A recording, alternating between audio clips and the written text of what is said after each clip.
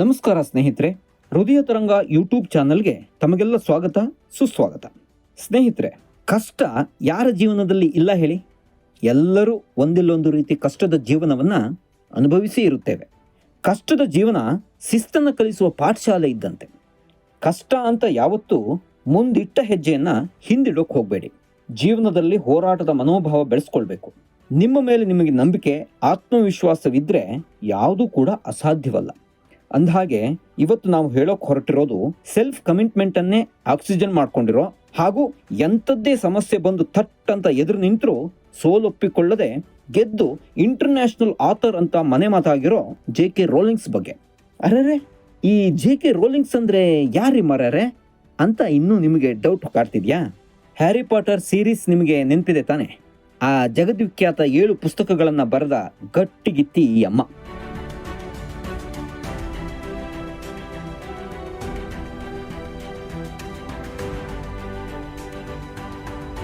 ಇಷ್ಟಕ್ಕೂ ಹೀಗೆ Harry Potter ಸೀರೀಸ್ನ 7 ಪುಸ್ತಕಗಳನ್ನು ಬರೆಯೋಕೆ ಈ ಮಹಾತಾಯಿ ತಗೊಂಡ ಟೈಮ್ ಎಷ್ಟು ಅಂತ ನಿಮಗೆ ಗೊತ್ತಾದರೆ, ಸೆಲ್ಫ್ ಕಮಿಟ್ಮೆಂಟ್ ಅಂದರೆ ಹೀಗಿರ್ಬೇಕು ಬಿಡ್ರಿ ಅಂತ ನೀವು ಖಂಡಿತ ಹಿಂದೆ ಮುಂದೆ ನೋಡದೆ ಯಾವುದೇ ಚೌಕಾಸಿನೂ ಮಾಡದೆ ಆಕೆಗೆ ಶಾಬಾಷ್ಗಿರಿ ಕೊಟ್ಟೇ ಕೊಡ್ತೀರಿ.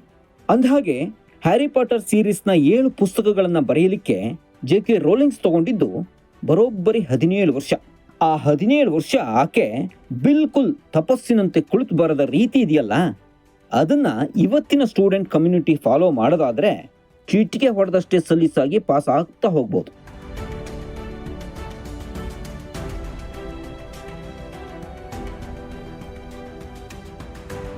ಎಸ್, ಈ JK ರೋಲಿಂಗ್ಸ್ ಅಪ್ಪ ಅಮ್ಮ ಈಕೆಯನ್ನು ಜೋ ಅಂತಾನೆ ಕರೀತಿದ್ರು. ಹೀಗಾಗಿ ಆಕೆ ತನ್ನ ಫ್ರೆಂಡ್ ಸರ್ಕಲ್ನಲ್ಲಿ ಇವತ್ತಿಗೂ ಪ್ರೀತಿಯ ಜೋ. ಅಂದಹಾಗೆ ಈಕೆ ಬರೆದ ಹ್ಯಾರಿ ಪಾಟರ್ ಸೀರೀಸ್ನ ಎಲ್ಲ 7 ಪುಸ್ತಕಗಳು ಇವತ್ತಿಗೂ ಜಗತ್ತಿನಾದ್ಯಂತ ಬಿಸಿ ಬಿಸಿ ಕೇಕ್ ರೀತಿಲಿ ಮಸ್ತ್ ಗೋಲ್ಗಪ್ಪ ರೀತಿಲಿ ಮಾರಾಟ ಆಗ್ತಾನೆ ಇದೆ. ಬಹುಶಃ ನಿಮಗೂ ನೆನಪಿರಬಹುದು ಅನ್ಕೋತೀನಿ. Harry Potter and the philosopher stone, Harry Potter and the chamber of secrets, Harry Potter and the prisoner of Azkaban, Harry Potter and the goblet of fire, Harry Potter and the order of the phoenix, Harry Potter and the half blood prince, Harry Potter and the deathly hallows. ಇವು JK Rowling's ಪುರುಸೋತಿಲ್ದೆ ಬರೆದಿರೋ books. ಮಕ್ಕಳಿಂದ ಹಿಡಿದು ಮೊಮ್ಮಕ್ಕಳನ್ನ ಕಂಡ ವಯಸ್ಸಿನವರಿಗೂ ಈ ಅಮ್ಮ ಬರೆದ ಪುಸ್ತಕ ಮಿಲಿಯನ್ ಗಟ್ಟಲೆ ಮಾರಾಟ ಆಗಿರೋದು ಒಂದ್ ಕಡೆಯಾದ್ರೆ, ಈ ಎಲ್ಲ 7 ಪುಸ್ತಕಗಳು ಬಾಲಿವುಡ್ ನಲ್ಲಿ 8 ಸಿನಿಮಾಗಳಾಗಿ ಕೋಟಿಗಟ್ಟಲೆ ಹಣ ದುಡಿದಿವೆ. ಐ ಹೋಪ್ ಈ ಪೈಕಿ ನೀವು ಹ್ಯಾರಿ ಪಾಟರ್ ಸೀರೀಸ್ನ ಒಂದಷ್ಟು ಮೂವಿಗಳನ್ನ ನೋಡಿರ್ತೀರ.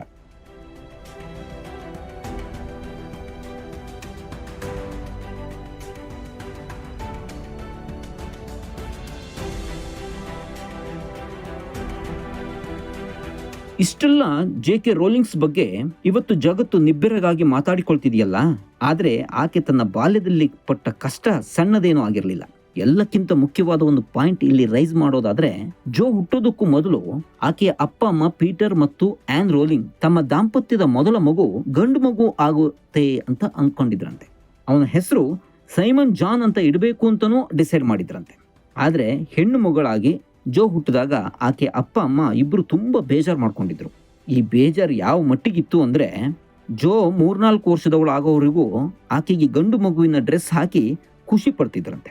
ತಮಾಷೆ ಏನಂದ್ರೆ, ಜೋ ಬೆನ್ನಿಗೆ ಮತ್ತೊಂದು ಹೆಣ್ಣು ಮಗು ಡಯನ್ ರೋಲಿಂಗ್ ಹುಟ್ಟಿದಾಗ ಆಕೆಯ ಅಪ್ಪ ಅಮ್ಮನ ಮುಖದಲ್ಲಿ ಖುಷಿ ಅನ್ನೋದು ತುಂಬಿ ತುಳುಕ್ತಾ ಇತ್ತು. ಇದನ್ನು ಅಬ್ಸರ್ವ್ ಮಾಡಿದ ಜೋ ತನ್ನೆಲ್ಲ ಧೈರ್ಯ ಒಟ್ಟು ಮಾಡಿಕೊಂಡು ಅಪ್ಪ ಅಮ್ಮನ ಎದುರು ನಿಂತು, ಈಗಲೂ ಹೆಣ್ಣು ಮಗು ಹುಟ್ಟಿರೋದಕ್ಕೆ ನಿಮಗೆ ಬೇಜಾರಾಗ್ತಾ ಇಲ್ವಾ ಅಂತ ಪ್ರಶ್ನೆ ಮಾಡಿದ್ರು.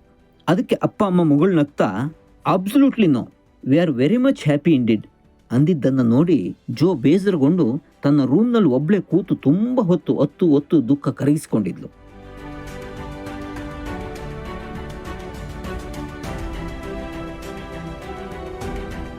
ಈ ಹುಡುಗಿ ಜೋ ಇದ್ದಾಳಲ್ಲ, ಆಕೆಗೆ ತುಂಬಾ ಚಿಕ್ಕ ವಯಸ್ಸಿನಿಂದಲೇ ಬುಕ್ ರೀಡಿಂಗ್ ಹಾಬಿ ಇತ್ತು.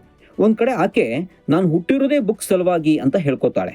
ಅಂದಮೇಲೆ ಆಕೆಗೆ ಬುಕ್ ರೀಡಿಂಗ್ ಹಾಬಿ ಅನ್ನೋದು ಯಾವ ಮಠದಲ್ಲಿತ್ತು ಅನ್ನೋದು ನಮಗೆ ಅರ್ಥ ಆಗುತ್ತೆ. ಹಾಗಾಗಿ ಆಕೆ ಇನ್ನೂ 6 ವರ್ಷದವಳಿದ್ದಾಗಲೇ ತನ್ನ ಆ ವಯಸ್ಸಿನ ಡೈಲಿ ಲೈಫ್ ಎಕ್ಸ್ಪೀರಿಯನ್ಸ್ನ ಒಟ್ಟುಗೂಡಿಸಿ ರ್ಯಾಬಿಟ್ ಅನ್ನೋ ಪುಸ್ತಕ ಬರೀತಾಳೆ.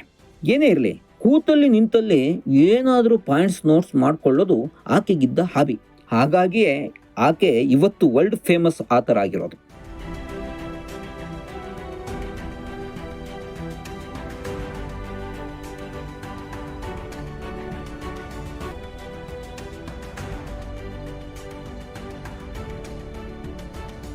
ಬೈ ದ ಬೈ ಆಕೆಗಿನ್ನು 14-15 ವರ್ಷ ತುಂಬಿರಲಿಲ್ಲ. ಆ ಹೊತ್ತಿಗೆ ಜೋ ಅಮ್ಮ ಆನ್ ರೋಲಿಂಗ್ಗೆ ಮಲ್ಟಿಪಲ್ ಕ್ಲೈರೋಸಿಸ್ ಕಾಯಿಲೆ ಇರೋದು ಗೊತ್ತಾಗುತ್ತೆ. ಇದು ಎಂತ ಸೀರಿಯಸ್ ರೋಗ ಅಂದ್ರೆ ನಮ್ಮದೇ ಇಮ್ಯೂನ್ ಸಿಸ್ಟಮ್, ನಮ್ಮದೇ ನರ್ವ್ ಸಿಸ್ಟಮ್ ವಿರುದ್ಧ ಕೆಲಸ ಮಾಡ್ತಾ ಮಾಡ್ತಾ ನಮ್ಮ ಬ್ರೈನ್ ಮತ್ತು ಬಾಡಿ ಮಧ್ಯೆ ಕನೆಕ್ಷನ್ ಹರಗಿಡೋ ಹಾಗೆ ಮಾಡುವಂಥದ್ದು. ಆಗಿನ ಕಾಲಕ್ಕೆ ಈ ಕಾಯಿಲೆಗೆ ಮೆಡಿಕಲ್ ಟ್ರೀಟ್ಮೆಂಟ್ ಸಹ ಇರಲಿಲ್ಲ. ಹಾಗಾಗಿ ಜೋ ಪ್ರತಿದಿನ ಅಮ್ಮ ನರಳಾಡೋದನ್ನ ನೋಡ್ತಾ ನೋಡ್ತಾ ಮನಸ್ಸಿನಲ್ಲಿ ದುಃಖ ಪಡ್ತಿದ್ಲು. ಹೀಗಿದ್ದಾಗಲೇ ತನ್ನ ಜೊತೆ ಆಡಿ ಬೆಳೆದ ಪಕ್ಕದ ಮನೆ ಹುಡುಗ ಇಯಾನ್ ಹ್ಯಾರಿಯನ್ನ ಸಬ್ಜೆಕ್ಟ್ ಮಾಡ್ಕೊಂಡು ತಾನ್ ಯಾಕೆ ಒಂದು ಬುಕ್ ಬರಿಬಾರ್ದು ಅನ್ಕೋತಾಳೆ. ಅವತ್ತು ಹಾಗೆ ಆಕೆಯ ತಲೆಯಲ್ಲಿ ಬಂದ ಆ ಆಲೋಚನೆಯೇ ಇವತ್ತು ಹ್ಯಾರಿ ಪಾಟರ್ ಸೀರೀಸ್ ಅನ್ನೋದಕ್ಕೆ ಕಾರಣ ಅನ್ನೋದು ನಿಮ್ಗೆ ಗೊತ್ತಿರಲಿ. ಈ ಮಾತಿಗೆ ಆಮೇಲೆ ಬರೋಣ ಬಿಡಿ.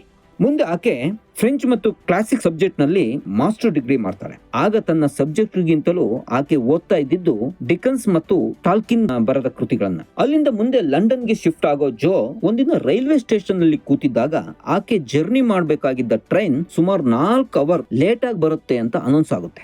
4 ಅವರ್ಸ್ ಸ್ಟೇಷನ್ ನಲ್ಲಿ ಕುತ್ಕೊಳ್ಳೋದು ಅಂದ್ರೆ ಸುಮ್ನೆನಾ?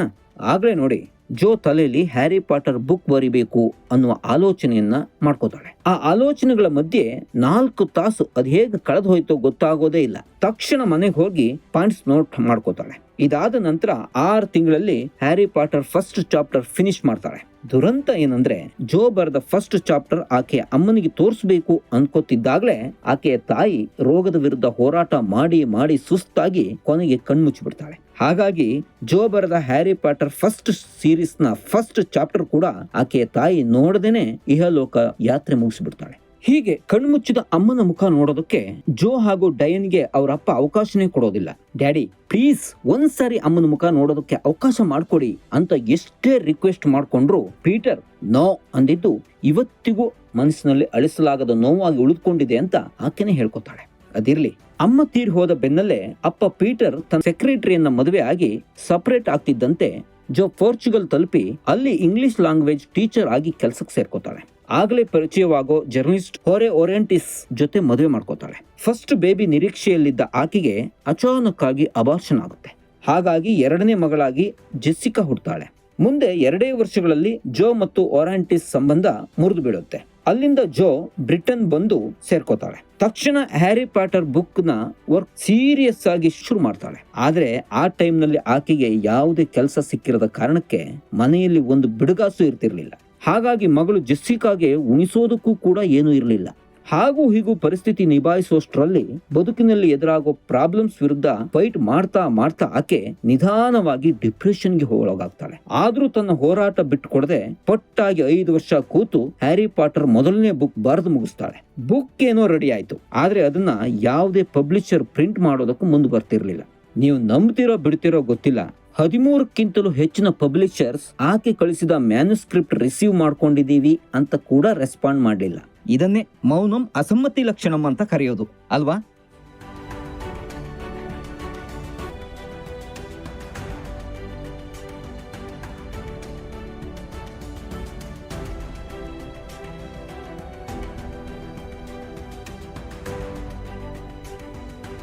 ಇಷ್ಟಾದ್ರೂ ಜೋ ತನ್ನ ಪ್ರಯತ್ನ ಮಾತ್ರ ಬಿಡೋದಿಲ್ಲ.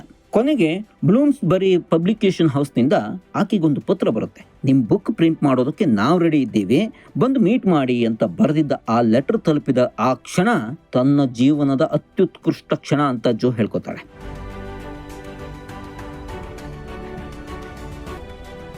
ಓಕೆ, ಎಲ್ಲವೂ ಸರಿ ಹೋಯ್ತು, ಇನ್ನೇನು ಬುಕ್ ಪ್ರಿಂಟ್ ಆಗಬೇಕು ಅನ್ನುವಾಗ್ಲೇ ಮಾಲೀಕರು ಜೋ ಎದುರು ಒಂದು ಕಂಡೀಷನ್ ಹಾಕ್ತಾರೆ. ನೋಡಮ್ಮ, ಈ ಫಿಕ್ಷನ್ ಸ್ಟೋರಿ ತುಂಬಾನೇ ಚೆನ್ನಾಗಿದೆ, ಹಾಗಾಗಿ ನೀನು ಇದರ ಮುಂದುವರೆದ 6 ಸೀರೀಸ್ ಬರೆಯೋದಾದ್ರೆ ಮಾತ್ರ ನಾವು ಪ್ರಿಂಟ್ ಮಾಡ್ತೀವಿ, ಅದರ್ವೈಸ್ ಎಂದು ರಾಗ ಎಳೆಯುತ್ತಿದ್ದಂತೆ ಜೋ ಕುಳಿತಲ್ಲೇ ಕರಗಿ ನೀರಾಗಿ ಹೋಗ್ತಾಳೆ.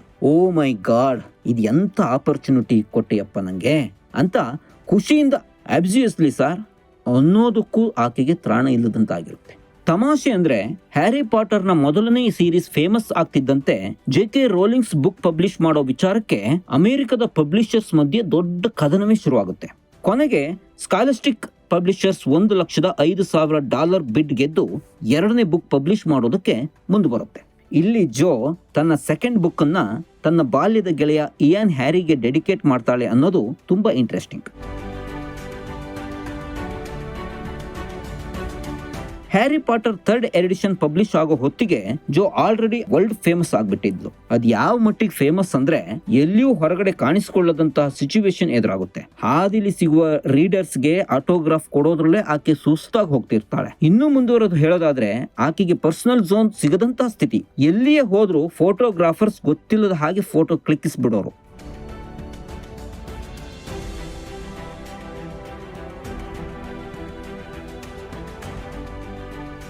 ನಾಲ್ಕನೇ ಸೀರೀಸ್ ಪಬ್ಲಿಷ್ ಆಗ್ತಿದ್ದಂತೆ ವಾರ್ನರ್ ಬ್ರದರ್ ಪಿಕ್ಚರ್ಸ್ ಕಂಪನಿ ಆಕೆಯನ್ನ ಭೇಟಿ ಮಾಡಿ ಹ್ಯಾರಿ ಪಾಟರ್ ಮೂವಿ ಮಾಡುವ ಪ್ರಪೋಸಲ್ ಎದುರಿಗಿಡ್ತಾರೆ. ಅದು ಕೂಡ ಓಕೆ ಆಗುತ್ತೆ. Harry Potter and the phoenix series ಅಂತೂ ಕೇವಲ 24 ತಾಸಲ್ಲಿ 50 ಲಕ್ಷ ಕಾಪಿ ಸೋಲ್ಡ್ ಔಟ್ ಆಗಿದ್ದು ಜಗತ್ತಿನ ಲಿಟರೇಚರ್ ಹಿಸ್ಟರಿಯಲ್ಲಿ ಮೊದಲ ದಾಖಲೆ. ಇದಾದ 2 ವರ್ಷಗಳ ಬಳಿಕ Harry Potter and the half blood prince release ಆದ 24 ತಾಸಲ್ಲಿ 90 ಲಕ್ಷ ಕಾಪೀಸ್ ಮಾರಾಟ ಆಗ್ಬಿಡುತ್ತೆ. ಎಷ್ಟೇ ನೇಮ್ ಅಂಡ್ ಫೇಮ್ ಬೆನ್ನಿಗಿದ್ರು ಜೋ ತನ್ನ ಬರವಣಿಗೆ ನಿಲ್ಲಿಸಲ್ಲ. ಆಕೆ ತನ್ನ 7ನೇ book Harry Potter and the deathly hallows ಬರೆಯೋದಕ್ಕೆ ಪ್ರೈವೇಸಿ ಇಲ್ಲದ ಕಾರಣಕ್ಕೆ ಒಂದು ಹೋಟೆಲ್ ರೂಮ್ ನಲ್ಲಿ ಹೊರಗಿನಿಂದ ಡೋರ್ ಲಾಕ್ ಮಾಡಿಸಿ ಬರೆದು ಮುಗಿಸ್ತಾಳೆ. ಈ ಬುಕ್ ರಿಲೀಸ್ ಆಗ್ತಿದ್ದಂತೆ 1,10,00,000 ಕಾಪೀಸ್ ಜಸ್ಟ್ ವಿತಿನ್ 24 ಅವರ್ಸ್ ನಲ್ಲಿ ಮಾರಾಟ ಆಗ್ಬಿಡುತ್ತೆ.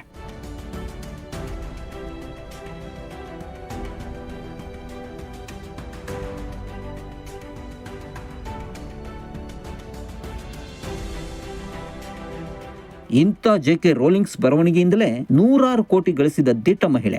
ದುಡ್ಡು ಎಷ್ಟು ಅಂತ ಗಳಿಸೋದು ಹೇಳಿ? ಹಾಗಾಗಿ ಬಂದ ದುಡ್ಡಿನಲ್ಲಿ ಚಾರಿಟೇಬಲ್ ಟ್ರಸ್ಟ್ಗಳಿಗೆ ಈಕೆ ಹೆಚ್ಚು ದಾನ ಮಾಡೋದನ್ನ ರೂಢಿಸಿಕೊಳ್ತಾಳೆ. ಮೇಲಾಗಿ ತನ್ನ ಅಮ್ಮನನ್ನ ಬಲಿ ಪಡೆದ ಮಲ್ಟಿಪಲ್ ಕೆರೋಸಿಸ್ ಕಾಯಿಲೆಯಿಂದ ಜಗತ್ತಿನ ಬೇರೆ ಯಾವ ತಾಯಂದಿರೂ ಸಾಯಬಾರದು ಅಂತ ತನ್ನ ಗಳಿಕೆಯಲ್ಲಿ ಕೋಟಿಗಟ್ಟಲೆ ಫಂಡ್ ರಿಸರ್ಚ್ ಕಾರ್ಯಗಳಿಗೆ ದಾನ ಮಾಡ್ತಾಳೆ.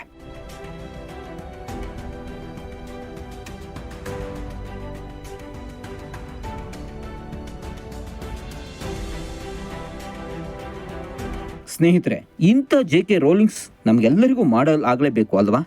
ಇಂತಹ ಮತ್ತಷ್ಟು ಸಾಧಕರ ಸಾರ್ಥಕ ಬದುಕಿನ ಬಗ್ಗೆ ತಿಳಿಬೇಕಂದ್ರೆ ಹೃದಯ ತರಂಗ ಯೂಟ್ಯೂಬ್ ಚಾನಲ್ಗೆ ಸಬ್ಸ್ಕ್ರೈಬ್ ಮಾಡ್ಕೊಳ್ಳಿ. ಹಾಗೆ ಪಕ್ಕದಲ್ಲಿರೋ ಬೆಲ್ ಐಕಾನ್ ಕ್ಲಿಕ್ ಮಾಡೋದನ್ನು ಮಾತ್ರ ಮರಿಲೇಬೇಡಿ. ಧನ್ಯವಾದ.